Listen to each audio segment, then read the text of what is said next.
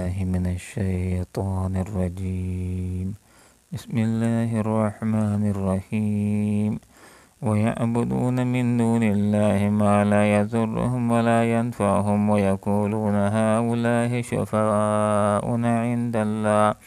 قل أتنبئون الله بما لا يعلم في السماوات والأرض سبحانه وتعالى عما يشركون. صدق الله العظيم. سبحانك لا علم لنا إلا ما علمتنا إنك أنت العليم الحكيم.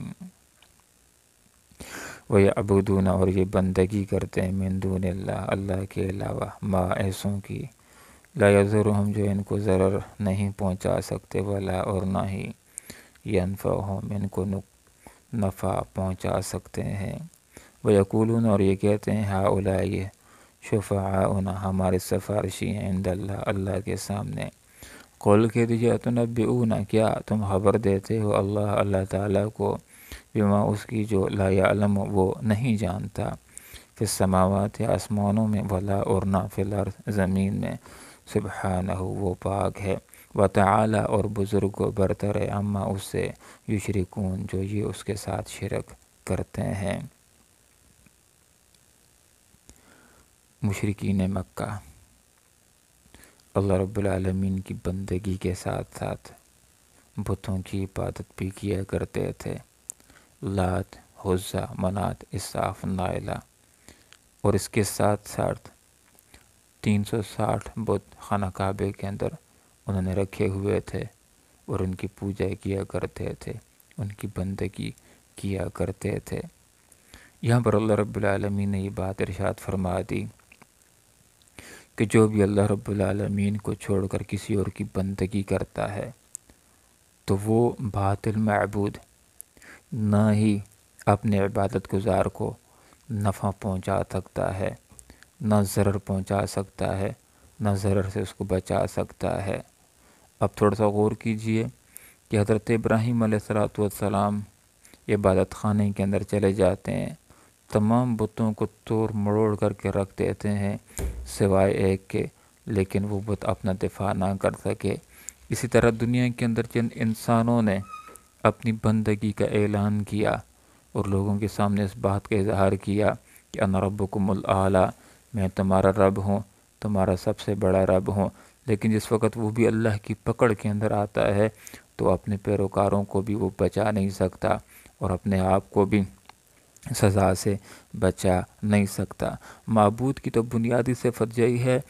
کہ وہ اپنے عبادت گزاروں کو بدلہ دے سکے، جو اس کی اطاعت کرتے ہیں ان کو دنیا کے اندر بھی انعام دے سکے، ان کو اخروی زندگی کے اندر بھی موت کے بعد بھی انعام دے سکے، اور جو اس کی اطاعت نہیں کرتے اس کی بات کو نہیں مانتے اس کی بندگی نہیں کرتے ان کو سزا دے سکے، دنیا کے اندر بھی سزا دے سکے. اور وہ ذات بابرکات اللہ کی ذات ہے، وہ معبود برحق ہے کہ اپنے عبادت گزاروں کو انعام دینا چاہے ضرور انعام دے سکتا ہے، نفع دینا چاہے ضرور نفع دے سکتا ہے، ان کو ضرر دینا چاہے اگر اس کی اطاعت نہ کریں اس کی بندگی نہ کریں اس کے قانون کے مطابق زندگی نہ گزاریں دنیا کے اندر بھی سزا دے سکتا ہے، آخرت کے اندر بھی گناہ گاروں کے لیے مجرموں کے لیے کافروں کے لیے اللہ نے دوزخ کے عذاب کو تیار کر رکھا ہے. وَيَقُولُونَ اور یہ کہتے ہیں ہؤلاء یہ شفعاؤنا ہمارے سفارشی عند اللہ اللہ کے ہاں. جس وقت ان مشرکین سے یہ بات کہی جاتی ہے کہ لات و عزیٰ منات کی عبادت کیوں کرتے ہو تو ان کے جوابوں میں سے ایک جواب یہ بھی ہوتا ہے کہ ہم تو اللہ کی عبادت کرتے ہیں لیکن ان بتوں کی اس لیے عبادت کرتے ہیں کہ یہ ہمارے اللہ کے درمیان وسیلہ ہیں، یہ ہماری سفارش کرتے ہیں جس کی وجہ سے ہماری دنیا کی زندگی بہتر ہوتی ہے، یہ آخرت میں ہماری سفارش کریں گے جس کی وجہ سے ہماری بخشش ہو جائے گی. اللہ رب العالمین نے اس کا جواب دے دیا قل اتنبئون کیا تم خبر دیتے ہو اللہ تعالیٰ کو بما اس کی جو لا یعلم وہ نہیں جانتا نہ آسمانوں میں ولا فی الارض اور نہ زمین میں. گویا کہ ایک بات کا علم اللہ رب العالمین کو نہیں ہے، اللہ کو اس بات کا علم نہیں کہ اس کا کوئی شریک بھی ہے، اس کے سامنے کوئی سفارش کرنے والا بھی ہے. تو گویا کہ یہ مشرک اللہ کو اس بات کی خبر دینا چاہتے ہیں کہ تیرا کوئی شریک بھی ہے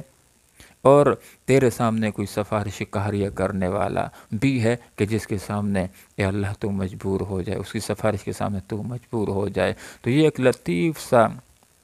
پیارا سا انداز ہے۔ تو مطلب یہ ہے کہ ایک چیز جس کا اللہ کو علم نہیں ہے تو اس کا وجود ہی نہیں، وگرنہ اللہ تعالیٰ وہ ذات ہے جو سب کچھ جاننے والا ہے، وہ غیب کو جاننے والا ہے، وہ حاضر کو جاننے والا ہے، وہ ہر چیز کو جاننے والا ہے۔ اللہ رب العالمین کے ساتھ عبادت کے اندر کوئی بھی شریک نہیں ہے۔ اللہ رب العالمین نے کہیں پر بھی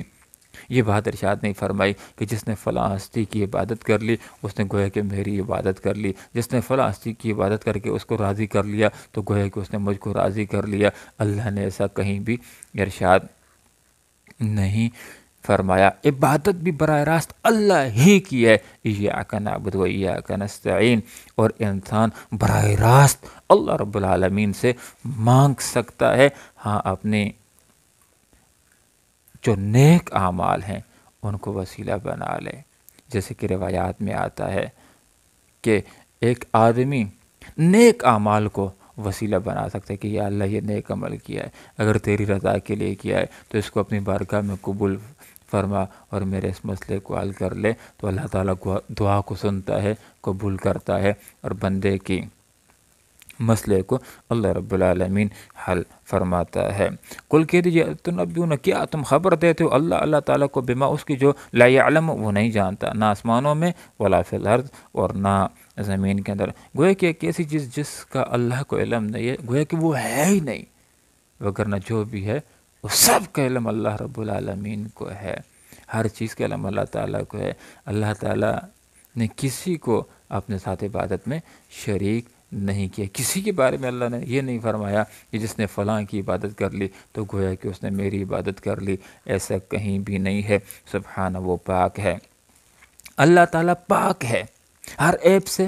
ہر نقص سے اور ہر کمزوری سے، وتعالی عما یشرکون، اور وہ بزرگ و برتر ہے اس سے جو یہ اس کے ساتھ شریک کرتے ہیں۔ اس آیت کے اندر ہمارے سامنے یہ بات آ جاتی ہے کہ جس نے اللہ رب العالمین کی عبادت کی تو وہی بندہ ایک ایسا بندہ ہوگا کہ جس کی خواریوں کی، زودگیوں کی عبادت کی آخرت کے اندر قدر کی جائے گی، اس کو انعام ملے گا، دنیا کے اندر بھی اللہ تعالیٰ بدلے دے گا۔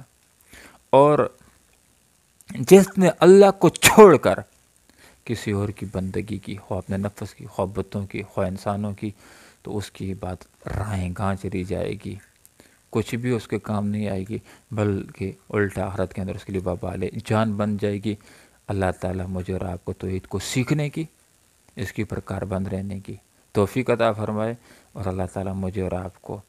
شرک سے بچنے کی توفیق عطا فرمائے، آمین۔ وآخر دعوانا